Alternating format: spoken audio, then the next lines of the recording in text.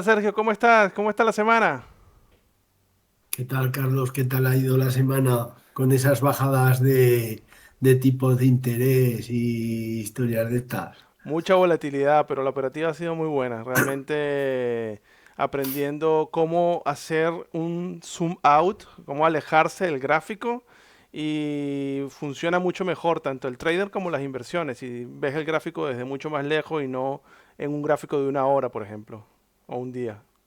Ah, bueno, recordar a los oyentes que que este vídeo es informativo, que no es, no es un análisis no es un, ¿cómo se dice? Dilo tú, anda, Carlos, que me estoy atragantando.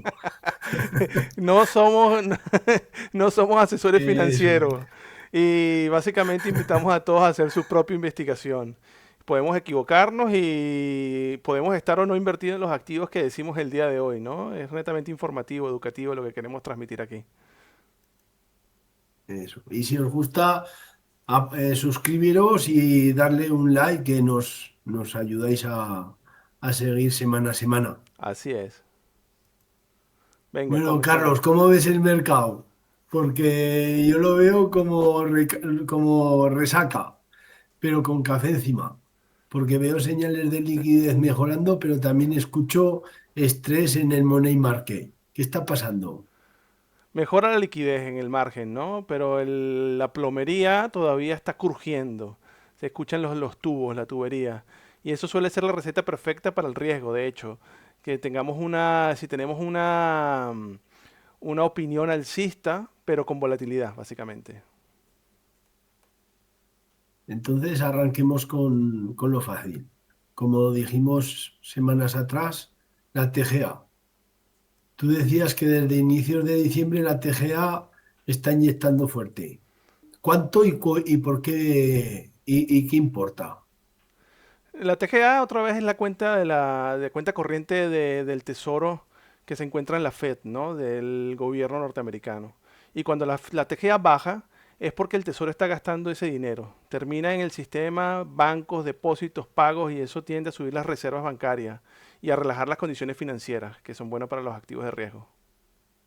Entonces, primera pata, tesoro gastando igual más oxígeno. Sí, de hecho, desde el 1 de diciembre, la TGA cayó más o menos en un orden de 150.000 millones. La última, solamente una inyección neta, la última semana una inyección neta aproximadamente de 102 a 103 billones de dólares. Y eso es importante porque veníamos de semanas donde la liquidez apretaba, ¿no? Así que tal cual como tú comentaste, esto es más oxígeno. Y hoy lo que la gente está gritando en X, QE técnico.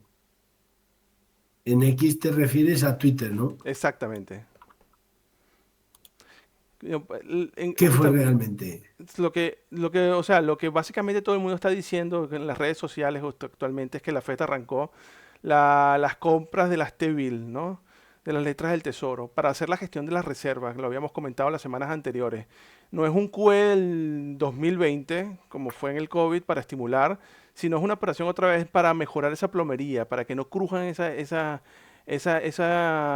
tuberías, ¿no? Del sistema financiero y entonces mantener lo que ellos llaman un sistema de reservas bancarias amplias y un control, que el control de tasas básicamente no se desordene. Y el monto? Bueno, la fase reportada inicial, que de hecho comenzó hoy se hace la primera compra técnica, es aproximadamente 40.000 billones, ¿no? De las RMOs, como comentamos también la semana pasada, que son las Reserve Management Operation, con un plan de operaciones que llega el tramo más o menos hasta mediados de enero, aumentando mucho más en que ese monto, con una combinación de reinversiones, como ellos ya lo plantearon con la finalización del QT, y compras específicas para mejorar todo lo que es la plomería, la plomería del sistema financiero, ¿no? Entonces la FED está cuidando básicamente el sistema de reserva. Es decir, que no le está dando turbo, pero está arreglando la bomba de gasolina. Ujú. Exactamente. Y para eso, para los activos de riesgo, eso es lo que importa. Eso es mejoras básicamente para posicionarse en largo en los activos de riesgo. Ahora el punto que confunde. Tú miras el SOF y el IORB y está forma de zona de estrés el SFR, el SOFR. También marca fricción, pero no vemos uso del SRF. ¿Cómo puede ser? Ok, todos estos intereses del mercado repo, básicamente bancario, indican estrés, ok, pero puede ser un estrés del balance de los bancos y no básicamente porque no hay dinero como fue las semanas pasadas. Hay reservas, pero algunos bancos no quieren expandir su balance, ok, y porque es el fin del año, porque quieren llegar a los límites adecuados, por los costos regulatorios. Entonces el precio del repo y de la tasa SORF, ok, quedan altos, ¿no? Así que eso genera aún ese estrés básicamente en el mercado de crédito. Y el SFR no se usa ¿por qué? Bueno, la ventanilla de emergencia de la Fed no se utiliza por varias razones, ¿no? No todos tienen acceso, básicamente, no todos los dealers. Y la fricción, si hay fricción operativa, también hay un componente de estigma, ¿no? El no querer utilizarlo, de tocar esa ventana de emergencia. Además, si el mercado cobra unos puntos más para no ir a esa ventana de emergencia y que todo el mundo lo sepa, muchos prefieren pagar ese costo de ese spread. Entonces, el estrés es real, pero es tipo tráfico de autopista. ¿No se acabó la gasolina? No se acabó la gasolina. Todo está fluyendo ahora, pero como tú dices, con tráfico. Entonces es perfecto el ejemplo. Y eso explica por qué puedes ver que los spreads están tensos todavía, que sin un uso masivo de la ventana de emergencia en la Fed, que es el SRF. Cambiemos a la economía real. El template es un indicador que te gusta mucho usar, ¿no? Sí. El indicador del FRED, que es donde están los datos de la Fed, donde publican los datos macroeconómicos, podemos ver lo que nos da la información de lo que es el empleo temporal, ¿no? Que justamente suele moverse antes que las empresas, o sea, porque las empresas ajustan primero los empleos temporales antes del resto de los empleos, ¿no? Y cuando a la caída de los empleos temporales se desacelera, muchas veces está así cerca en transición ya del ciclo económico, de una desaceleración a una mejora ya, básicamente. Y que vimos el último año. El último año vimos que pasamos de menos 7,6 interanual al menos 3% interanual. O sea, que sigue siendo negativo, todavía hay pérdidas de empleos temporales, pero es mucho menor. Y esto suele ser consistente con una economía que está dejando de ser más fea, por decirlo de alguna manera, ¿no? Está pasando de ese ciclo de recuperación en el ciclo económico, como lo comentamos en videos anteriores, a un ciclo más de expansión. Ok. Conclusión práctica. Si liquidez mejora, pero no hay fricción, ¿qué hacemos pues? Para mí, eso mantiene el trade de cripto que hemos hablado desde hace meses atrás. La liquidez marginal está al alza, ¿ok? Estamos, como vimos, está aumentando la liquidez en el sistema. La narrativa del ciclo económico mejorando. Pero claro, hay volatilidad todavía, ¿no? Vale, pues pondrá gráficos, pero antes de meternos a los gráficos, un recordatorio rápido. Carlos, dilo tú que yo me atraganto. Que no somos asesores financieros, ¿sí? Que podemos Eh, estar equivocados, que no es una recomendación de inversión, que hagan su propia investigación y que podemos o no estar posicionados en los activos que vamos a hablar. Venga, dame niveles rápidos para la audiencia. ¿Qué vamos a ver?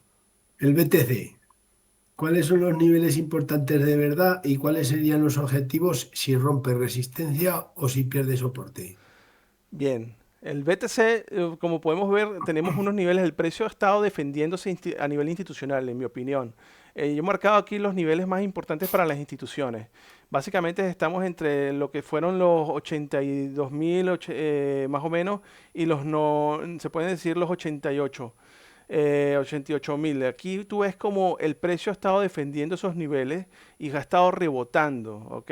Entonces, básicamente hay una acumulación, si se puede decir, de parte de las instituciones o de los compradores, si no quieres decir nada más que son las instituciones, en el mercado cripto, ¿no? Yo pienso esto básicamente por esa mejora que ha habido poco a poco en en la liquidez monetaria, en la liquidez del sistema financiero, ¿no? ¿Y cuáles son los objetivos? Bueno, tenemos objetivos básicamente en 96.000, luego en 108 y luego en 112. Si pasase algo extraordinario, que lo veo poco probable, pues podríamos llegar a que el otro objetivo hacia abajo serían básicamente $71.000. Y ya que hablamos de cripto, pues vamos a hablar también de TH, de Ethereum. ¿Cuáles son los niveles? Porque también está interesante. ¿Y cuáles son los objetivos? Bueno, para Ethereum, básicamente otra vez, yo pienso que los institucionales, según mi entendimiento, están defendiendo el precio en los 2.300 y en los 2.700. Básicamente hay una acumulación y como se puede ver, el precio está rebotando en esos niveles. ¿Y cuáles son los objetivos? Básicamente, tenemos los 3.800 y más arriba los 4.700. Yo pienso que a medida que tengamos ya más clara esa mejora en la liquidez las próximas semanas, la narrativa pasaría a ser la parte más técnica, ¿no? Otra vez de alguna información, alguna noticia positiva que pueda subir. De todas maneras, otra vez, si tenemos realmente situaciones no esperadas, podríamos llegar hasta los $2.000, ¿no? Si vamos por la parte de abajo, si tenemos alguna sorpresa. Pero de momento el gráfico se ve muy bien y se ve una tendencia al alza. Wow. Me estás dando las dos que tengo y aún me falta una. Y mira a ver si tienes la que tengo yo en cartera es Solana ahora. ¿La tienes tú para analizar? También tenemos Solana. En Solana está un poco más interesante.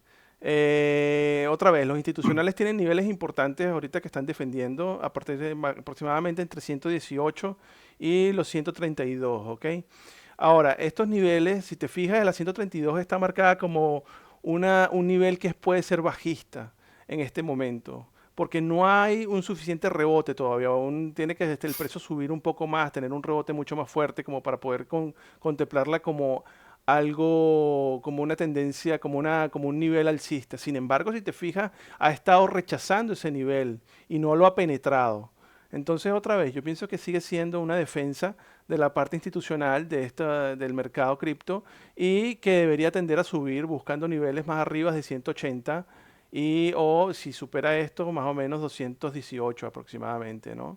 Si fuese otra vez o alguna noticia negativa, algo que realmente cambia la situación del mercado como está ahorita en acumulación, yo pienso que podríamos ver una última defensa en los niveles de 108 de Solana, ¿no? Pero otra vez, soy bastante constructivo en todo lo que se ve en los gráficos en este momento.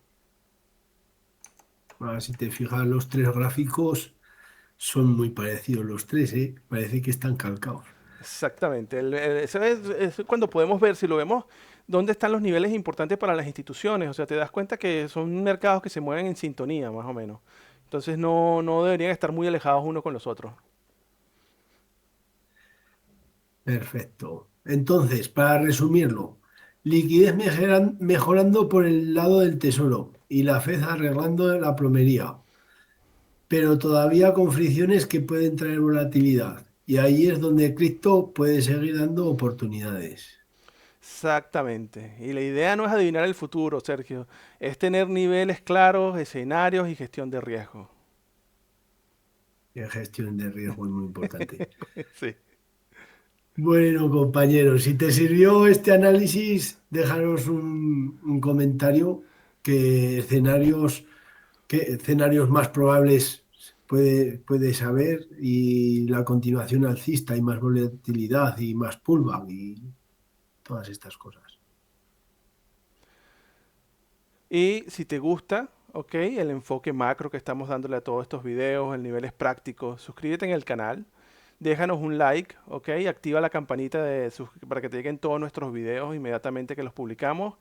Y eso nos ayuda, sobre todo si les das un like, nos ayuda mucho al algoritmo para que nos sigas trayendo contenido, llevándolo a más personas.